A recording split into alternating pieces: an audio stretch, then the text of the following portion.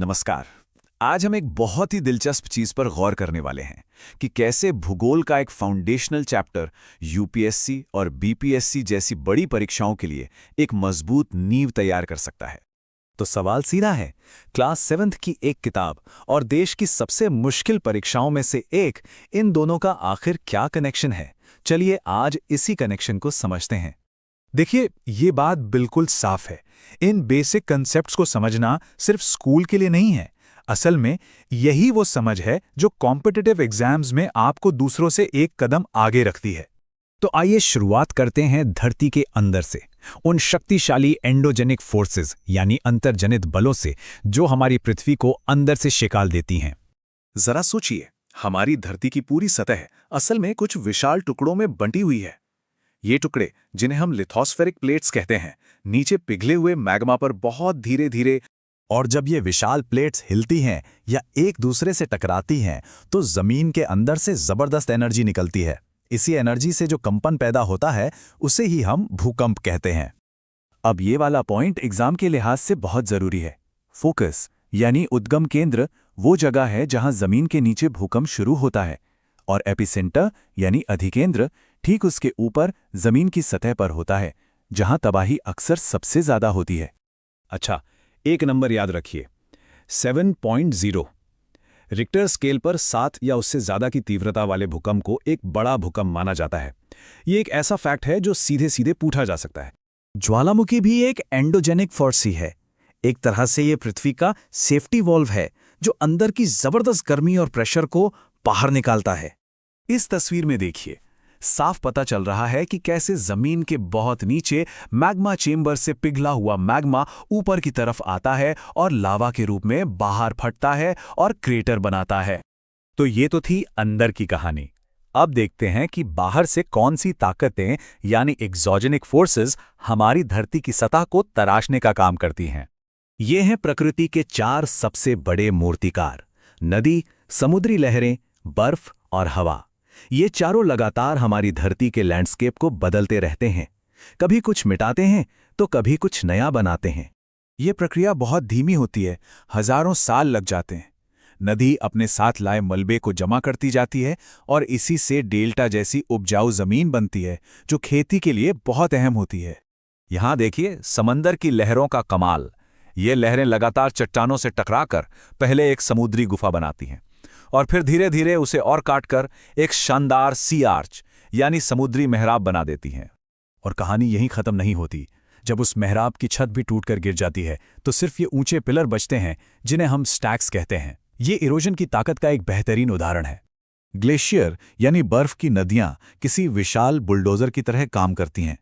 वो अपने रास्ते में आने वाली घाटियों को चौड़ा और गहरा कर देती हैं, और जब वो पिघलते हैं तो अपने साथ लाया हुआ सारा मलबा वहीं छोड़ जाते हैं, जिसे हम मोरेन कहते हैं। हवा भी एक कमाल की मूर्तिकार है। जब हवा बहुत बारीक रेत को उड़ाकर बहुत बड़े इलाके में जमा कर देती है तो उससे लोएस के मैदान बनते हैं, जैसे चीन का लोएस पठार जो दुनिया के सबसे उपजाऊ इलाकों में से एक है। तो इन्हीं अंदरूनी और बाहरी ताकतों की लगातार खींचतान से हमारे पृथ्वी पर तरह तरह की खूबसूरत भू आकृतियां यानी लैंडफॉर्म्स बनती हैं। एक तरफ लहरों के काटने की ताकत से ऊंची ऊंची चट्टानें बनती हैं, तो वहीं दूसरी तरफ उन्हीं लहरों के जमा करने की ताकत से खूबसूरत शांत समुद्र तट तैयार होते हैं। एक ही ताकत, 2 अलग अलग काम। और ये एक क्लासिक फैक्ट है जो सीधे सीधे नदी के इरोजन का नतीजा है। वेनेजुएला का एंजल फॉल्स, दुनिया का सबसे ऊंचा वाटरफॉल, ये ऐसा फैक्ट है जो हमेशा याद रहना चाहिए। लेकिन यह सारा ज्ञान सिर्फ किताबों के लिए नहीं है। इसका सीधा असर हमारी सुरक्षा पर पड़ता है, और हां, हमारी परीक्षा में सफलता पर भी। ये जानकारी सिर्फ एकेडमिक नहीं है, ये सचमुच में किसी की जान बचा सकती है। आइए देखते हैं कि कैसे। बस ये 3 कदम याद रखने हैं: झुको, छिपो और कसकर पकड़ो। ये बहुत ही सरल लेकिन सबसे जरूरी सेफ्टी ड्रिल है जो भूकंप के दौरान सुरक्षा की गारंटी दे सकती है। तो बात घूम फिरकर वहीं आ जाती है। जब इन बेसिक कॉन्सेप्ट्स पर पकड़ मजबूत होती है तभी बड़े और मुश्किल सिलेबस को समझना आसान हो जाता है। यही सफलता का पहला कदम है। और आखिर में एक सवाल, इस किताबी ज्ञान से बाहर निकलकर क्या हम आज की दुनिया में, आज की खबरों में जैसे हाल में आए किसी भूकंप या चक्रवात में पृथ्वी को बदलने वाली इन ताकतों को काम करते हुए देख सकते हैं? सोचिएगा जरूर। हमारी बदलती पृथ्वी। देखिए, चाहे यूपीएससी की तैयारी हो या किसी भी स्टेट पीएससी की, इस चैप्टर से सवाल बनते ही बनते हैं। तो आइए इसके हर एक कॉन्सेप्ट को बिल्कुल आसान भाषा में समझते हैं। शुरुआत एक सीधे से सवाल से करते हैं। कभी सोचा है कि ये जो बड़े बड़े पहाड़, पठार और मैदान हमें दिखते हैं, ये आखिर बन कैसे गए? इसका जवाब उन ताकतों में छिपा है जो हर पल, जी हां, इसी वक्त भी हमारी पृथ्वी को लगातार बदल रही हैं। और यकीन मानिए, इसी जवाब में भूगोल के कई सवालों के नंबर भी छिपे हैं। तो कहानी शुरू होती है पृथ्वी की इन गतिशील प्लेटों से। ये वो नींव है, वो बुनियाद है जिसे समझे बिना आगे बढ़ना नामुमकिन है।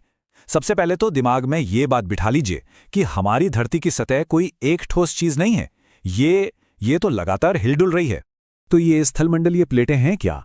बहुत आसान है। समझिए कि ये जमीन के बहुत बड़े कठोर टुकड़े हैं और इन्हीं टुकड़ों पर हमारे महाद्वीप और महासागर टिके हुए हैं। एक तरह से तैर रहे हैं, जैसे पानी पर लकड़ी के बड़े बड़े तख्ते। परीक्षा में इसकी परिभाषा सीधी सीधी पूछी जा सकती है, इसलिए ध्यान से समझ लीजिए। और सबसे हैरान करने वाली बात जानते हैं क्या है? ये प्लेटें स्थिर नहीं है। पृथ्वी के अंदर जो पिघला हुआ मैग्मा है ना, उसके ऊपर ये बहुत ही धीमी गति से खिसक रही हैं। इतनी धीमी कि हमें पता भी नहीं चलता। हर साल बस कुछ मिलीमीटर। पर सोचिए, जब यही मामूली सी हरकत करोड़ों साल तक होती है, तो हिमालय जैसे विशाल पर्वत खड़े हो जाते हैं। अब मिलते हैं इस कहानी के दो मुख्य किरदारों से। ये दो महाशक्तियां हैं जो पृथ्वी की सतह को बनाने और बिगाड़ने का काम करती हैं। एक जो धरती के अंदर से काम करती हैं, उसे कहते हैं अंतर्जनित बल, और दूसरी जो सतह के ऊपर से काम करती हैं, वो है बहिर्जनित बल। ये फ्लो चार्ट, इसे तो दिमाग में एकदम छाप लीजिए। ये पूरे अध्याय का सार है। देखिए, पृथ्वी की गतियों को दो बड़े हिस्सों में बांटा गया है, एंडोजेनिक यानी अंदरूनी और एक्सोजेनिक यानी बाहरी। सिर्फ इस एक चार्ट को समझने से कई एमसीक्यू सवाल चिटकियों में हल हो सकते हैं। अब जरा इन दोनों की तुलना देखें, ये बहुत जरूरी है। अंतर्जनित बल यानी जो अंदर से आते हैं, वो अचानक हलचल पैदा करते हैं, जैसे भूकंप और ज्वालामुखी। वहीं बहिर्जनित बल सतह पर धीरे धीरे लगातार काम करते हैं, जैसे नदी का बहना, हवा का चलना। एक तरह से एक विनाशक है तो दूसरा रचनाकार। तो पहले बात करते हैं अंदर की शक्ति यानी अंतर्जनित बल के सबसे ड्रामेटिक रूप की, भूकंप और ज्वालामुखी। ये वो विषय हैं जो परीक्षा लेने वालों को बहुत पसंद आते हैं। ज्वालामुखी क्या है ये? सीधी सी बात है, ये पृथ्वी की सतह पर एक खुला हुआ मुंह है, एक वेंट, जिससे धरती के अंदर का पिघला हुआ गर्म मैग्मा लावा बनकर अचानक बाहर निकल पड़ता है। ये एंटोजेनिक फोर्स का एक क्लासिक एग्जाम्पल है। और जब वही स्थलमंडलीय प्लेटें हिलती हैं या टकराती हैं, तो जमीन में कंपन होता है, धरती कांप उठती है। इसी कंपन को हम भूकंप कहते हैं। अब ये जो डायग्राम है ना, इसमें भूकंप की पूरी कहानी है। चलिए इसे समझते हैं। पहला कीवर्ड, इसे नोट कर लीजिए, उद्गम केंद्र, जिसे अंग्रेजी में फोकस कहते हैं। ये वो असल जगह है जमीन के अंदर जहां से भूकंप की ऊर्जा पैदा होती है। याद रखिए, ये जगह जमीन के अंदर होती है। और ये रहा दूसरा कीवर्ड, अधिकेंद्र यानी एपिसेंटर। ये उद्गम केंद्र के ठीक ऊपर जमीन की सतह पर मौजूद बिंदु है। सबसे ज्यादा नुकसान यहीं पर होता है, क्योंकि भूकंप की लहरें सबसे पहले और सबसे ताकतवर रूप में यहीं पहुंचती हैं। फोकस और एपिसेंटर का ये फर्क समझना परीक्षा के लिए बेहद जरूरी है। ये तस्वीरें गुजरात के भुज में आए भूकंप की हैं। ये हमें बस ये याद दिलाती हैं कि जमीन के अंदर की ये ताकत कितनी विनाशकारी हो सकती है। और हाँ, ये टॉपिक सिर्फ भूगोल का नहीं है, ये आपदा प्रबंधन यानी डिजास्टर मैनेजमेंट के पेपर से भी सीधा जुड़ता है। चलिए विनाश से अब रचना की ओर बढ़ते हैं। अब बात करते हैं उन बाहरी शक्तियों की, यानी बहिर्जनित बलों की, जो एक कलाकार की तरह बड़े धीरज के साथ पृथ्वी की सतह को नया आकार देती हैं। ये कलाकार हैं नदी, पवन, ग्लेशियर और समुद्री तरंगे। जैसे नदी को ही ले लीजिए, जब ये किसी ऊंची और कठोर चट्टान से नीचे गिरती है तो क्या बनता है? एक खूबसूरत झरना यानी वाटरफॉल। ये जमीन के कटाव, जिसे हम अपरदन कहते हैं, उसका एक शानदार उदाहरण है। और जब यही नदी मैदानी इलाकों में पहुंचती है तो इसकी रफ्तार कम हो जाती है और ये सांप की तरह बल खाकर चलने लगती है। इन बड़े बड़े मोड़ों को कहते हैं विसर्प या मियांडर। कभी कभी नदी अपना रास्ता सीधा कर लेती है और ये मुड़ा हुआ हिस्सा कटकर अलग हो जाता है। इसी से बनती है एक झील जिसे छाड़ झील या ऑक्सबो लेक कहते हैं। ये दोनों नाम और इनके बनने का तरीका दोनों ही महत्वपूर्ण है। अच्छा, अब जरा समंदर के किनारे चलते हैं। वहां भी यही कहानी चलती है। समंदर की लहरें लगातार चट्टानों से टकराती हैं और उन्हें काटती रहती हैं। पहले समुद्री गुफाएं बनती हैं और जब ये गुफाएं आर पार हो जाती हैं तो तटीय मेहराब यानी सी आर्चेस बन जाते हैं। पहाड़ों पर बर्फ की नदियां यानी हिमनद या ग्लेशियर भी जमीन को खुरचते हुए आगे बढ़ते हैं और जब ये पिघलते हैं तो अपने साथ लाए गए पत्थर, रेत और मिट्टी को वहीं जमा कर देते हैं। इसी जमाव को हिमोड़ या ग्लेशियल मोरेन कहते हैं। ये शब्द हिमोड़, इसको मार्क कर लीजिए, बहुत जरूरी है। और रेगिस्तान का मुख्य कलाकार कौन है? वो है हवा यानी पवन। हवा रेत को एक जगह से उड़ाकर दूसरी जगह इकट्ठा करती है, जिससे रेत के टीले बन जाते हैं। इन्हें हम कहते हैं बालू टिब्बा या सैंड ड्यून।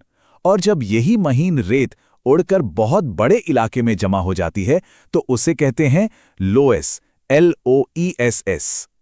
तो ठीक है, पूरी कहानी तो हमने देख ली। अंदर की ताकत, बाहर की ताकत सब समझ लिया। अब फटाफट एकदम तेजी से वो सारे मुख्य बिंदु दोहरा लेते हैं जो इस चैप्टर से आपकी परीक्षा की नोटबुक में होने ही चाहिए। स्क्रीन पर दिख रहे इन शब्दों को देखिए। ये सिर्फ शब्द नहीं हैं, ये अपने आप में एक एक सवाल हैं। अंतर्जनित और बहिर्जनित बल में क्या अंतर है? फोकस और एपिसेंटर कहाँ होते हैं? विसर्प, छाड़ झील, हिमोड़, बालू टिब्बा और लोएस, ये कौन बनाता है? अगर इन सब के जवाब पता हैं तो समझिए ये चैप्टर आपके मुट्ठी में है। चलिए, जाते जाते एक छोटा सा टेस्ट हो जाए। सवाल यह है कि लोएस का जमाव या निक्षेपण इनमें से कौन सी शक्ति करती है? नदी, पवन या फिर हिमनद? जरा सोचिए, अभी हमने इसकी बात की थी। सही जवाब ढूंढना इस बात का सबूत होगा कि ध्यान यहीं था। पढ़ते रहिए और आगे बढ़ते रहिए।